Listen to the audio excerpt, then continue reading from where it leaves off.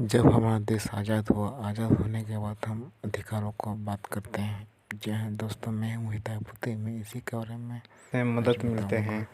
आज उन्हीं के बारे में बात करेंगे, जिससे कि हमारा देश भी कई ऐसे भी अंग्रेज़ हुआ करते थे जिनके कारण उन्हें किसी न किसी रूप में उन्हें झुकना ही पड़ता है। कई लोगों को दबा डाला जाता है।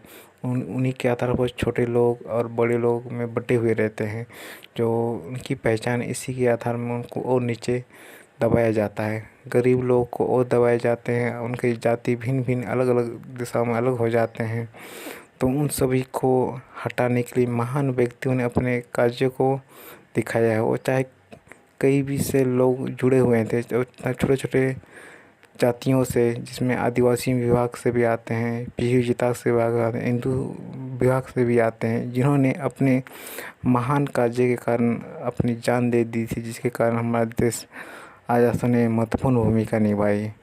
कई सारे ऐसे नेताएं हैं जहाँ पर आदिवासियों के रूप में बिरसा मुंडा, सिद्धू कान्हू सब जुड़े हुए हैं। उसके साथ अन्य बहुत सारे नेताएं भी हैं, जैसे कि सुभाष चंद्र बोस और महात्मा गांधी, जवाहरलाल नेहरू जैसे लोग ही हैं जिनके कारण हमारा देश आज़ाद हुआ है। इन सभी के वजह से हमारा देश आज़ाद होने में सफल हुआ।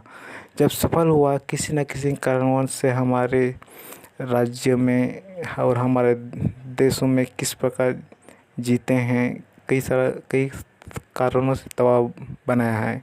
इसका मुख्य कारण है, उस समय बहुत सारे अधिकारों को छुपाया जा रहा था और बहुत सारे अधिकार को हटाया जा रहा था। तो इसके बारे में भी एक संविधान का भी लागू किया गया, जिसके कारण कई लोगों को बांधे रखा जाता है कि वह क्या, उन्हें किस प्रकार का काम करना है ताकि वे अच्छे से जी सकेंगे।